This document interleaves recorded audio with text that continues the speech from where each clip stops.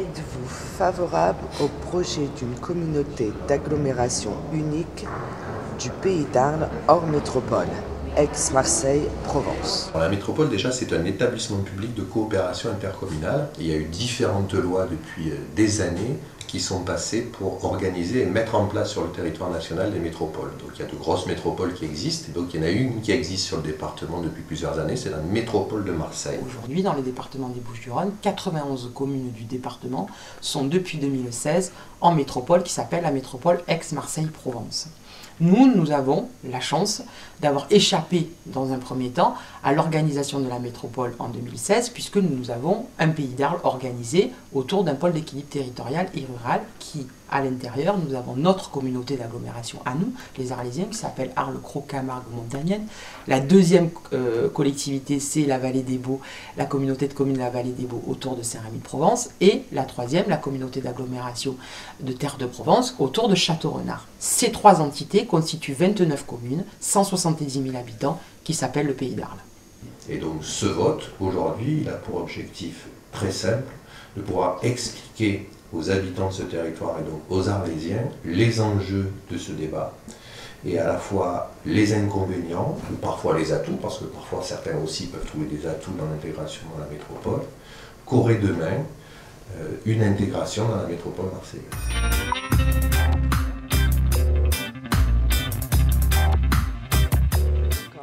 Le pôle d'équilibre territorial et rural a lancé en octobre 2017 des études pour faire la démonstration que le Pays d'Arles, les 29 communes, avec Arles en ville-centre, pouvaient s'organiser de manière différente à côté de la métropole pour pouvoir avoir un projet spécifique qui est le nôtre autour à la fois de l'équilibre entre nos zones rurales et nos zones urbaines et un projet d'identité forte puisque nous avons une identité particulièrement forte autour du Pays d'Arles.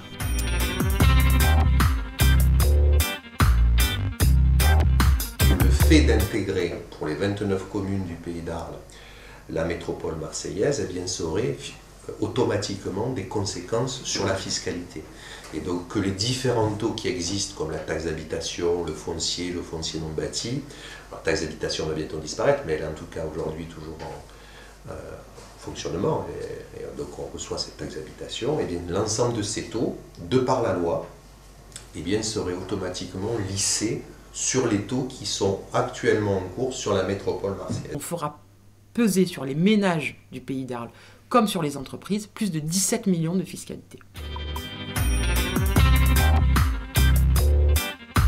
L'objectif demain, ce qu'on souhaite nous sur l'ensemble du Pays d'Arles, c'est que les trois communautés d'agglomération fusionnent et qu'elles créent une seule communauté d'agglomération, depuis Château-Renard, en passant par Saint-Rémy, Fontvieille, Arles, et l'ensemble des autres communes, pour pouvoir travailler ensemble, pour pouvoir faire en sorte que ces compétences soient rassemblées dans une seule communauté d'agglomération et pour être encore plus efficient et plus efficace. Mais si on est intégré dans la métropole, forcément du coup c'est une disparition des trois communautés d'agglo et donc une intégration au sein de la métropole de Marseille.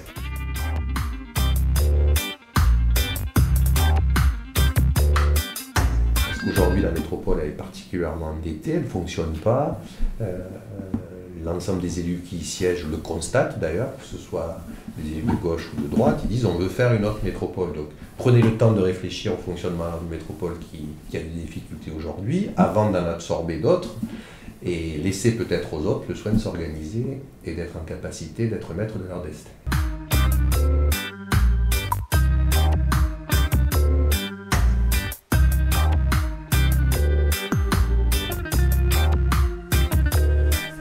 Je veux répondre à ceux qui, à la fois, sont, et c'est important, véhiculent le fait que ce référendum ou cette consultation citoyenne ou cette manière de consulter ne serait pas légitime. Alors, il y a ceux qui sont très pro-métropole et qui l'affirment, très bien. Et à eux, je leur dis, à ce jour, malgré les 2 ans de travail, malgré une étude faite par le pôle d'équilibre territorial et rural, qui vient nous dire que si nous rentrons dans la métropole, nous n'aurons que des inconvénients, à la fois en termes de fiscalité, je l'ai dit tout à l'heure, avec 17 millions de fiscalité supplémentaire sur les ménages et les entreprises du Pays d'Arles, à la fois avec un éloignement de la prise de décision, puisque nous serions les seuls de France à avoir un éloignement de plus de 180 km entre Rognona et Marseille pour une prise de décision, à la fois un affaiblissement de la représentativité locale, puisque demain, en rentrant dans la métropole, plus aucune commune rurale ne serait représentée à la métropole. À eux, je leur dis, vous n'avez jamais amené un argument favorable pour l'intégration d'Arles à la métropole. Nous l'attendons. Nous avons fait des études, on n'a pas eu de contradiction chiffrée. Donc, la question aujourd'hui, c'est de savoir si le gouvernement et le président de la République, ainsi que les parlementaires, prendront en considération 13 000 personnes qui se déplacent dans un vote non organisé par l'État pour venir dire oui à un Pays d'Arles unique.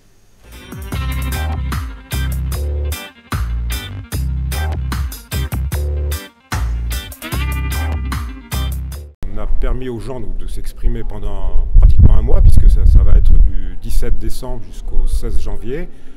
6 jours sur 7, de 9h du matin à 19h. Donc ça veut dire qu'il faut beaucoup de gens pour pouvoir assurer la permanence des bureaux de vote. Moi, je suis venue parce que en ce moment, les gens ont besoin de s'exprimer, ont besoin de dire. C'est bien que les élus donnent leur avis, mais les gens ont envie aussi de parler. On l'a vu avec tous les mouvements sociaux qui se déroulent actuellement. Donc les gens, là, sont ravis de venir et de pouvoir parler, de s'exprimer par rapport à cette consultation citoyenne. Pour eux, c'est important. Et pourquoi dans ces conditions même de froid? Pourquoi dans ces conditions de froid? Malheureusement, c'est les conditions qui nous ont été quasiment imposées par Monsieur le maire, n'est-ce pas? On espérait au moins avoir une petite salle, mais ça n'a pas été possible. Donc il fallait absolument que ce soit à la mairie, que ce soit un lieu ouvert à tous. Et là, c'est vraiment ouvert à tous, mais c'est vrai que c'est pas très facile à gérer. Voilà, que ce soit pour les papiers, que ce soit pour tout, avec le vent. Donc c'est difficile, mais bon, nous sommes là et nous tiendrons jusqu'au 16. Le 3 septembre, le maire d'Arles a souhaité et a validé en conseil municipal le 27 septembre, avec l'ensemble de sa majorité, le fait d'organiser une consultation citoyenne qui devait se dérouler le 9 décembre. Dans tous les bureaux de vote, les 33 de la commune d'Arles, afin que chaque Arlésien puisse s'exprimer sur sa volonté du devenir d'Arles dans la métropole ou pour un pays d'Arles à statut particulier. J'apprends par la Provence, puisque je suis électrice de la Provence, évidemment, de tous les médias qui sont sur le territoire, que le maire d'Arles refuse soudainement la consultation en disant que le niveau des Arlésiens n'était pas assez, les Arlésiens n'étaient pas assez informés et donc il n'y avait pas de raison de poser une question aussi complexe aux Arlésiens et qu'il avait le sentiment que c'était pas utile. Eh bien moi je pense que mon sentiment il n'est pas inutile de dire que c'est aux Arlésiens de décider leur avenir. Donc nous avons pris nos responsabilités avec Nicolas Koukas d'organiser depuis un mois cette consultation locale afin que les Arlésiens s'expriment sur un sujet majeur qui dépendra à la fois sur la partie fiscale mais aussi à savoir si nous avons envie d'être noyés dans une mégapole d'1,8 million d'habitants.